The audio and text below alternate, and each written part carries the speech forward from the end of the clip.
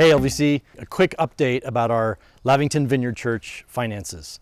But even before that, let me just tell you quickly, a number of you have asked about when and how we're going to meet up as a church, given the President's announcement this past week about the easing of some restrictions. But just to let you know, we are having a first meeting today, Saturday, when I'm filming this, of a reopening committee, where we're going to start looking at the process of what it would look like when we do eventually open up. But just know for now, we're in no rush to open up. We still believe strongly, given the evidence, that it's unsafe to do so. But just know that a process is starting to at least begin talking about it. And in the weeks and months ahead, we as elders will make a decision about what that process will look like. But in terms of our LVC finances, on behalf of the elders, I want to give you an update on the first half of the year. Believe it or not, we are in July, and so a review on our last 6 months, the first 6 months of the year. We want to give you a good report and say thank you, LVC, for your generosity and your faithfulness to giving. Overall, we are doing well. In fact, giving is above 2019 levels this time in July.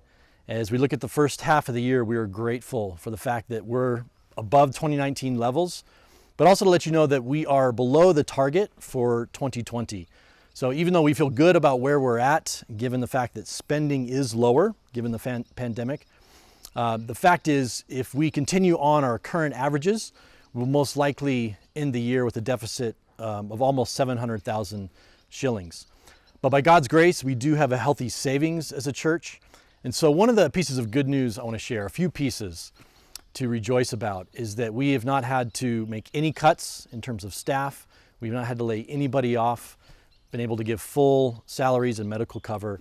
So we are grateful to God for that. And thank you again for your generosity.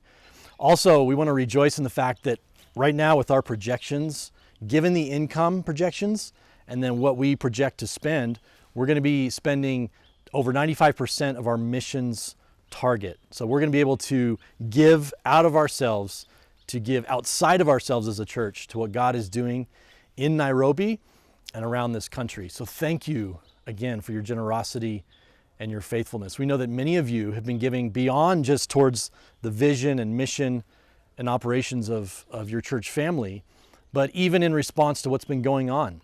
So our Corona Rehema Fund has raised so far over 2 million shillings to give to those most vulnerable in our congregation. Then in response to what's happening around the world in regard to injustice and police brutality, a number of you have been giving towards efforts around the social justice centers in our city, and so many other ways you have been giving. So praise God for you. We want to thank you and bless you, and God bless you as you continue into the second half of the year. Thank you.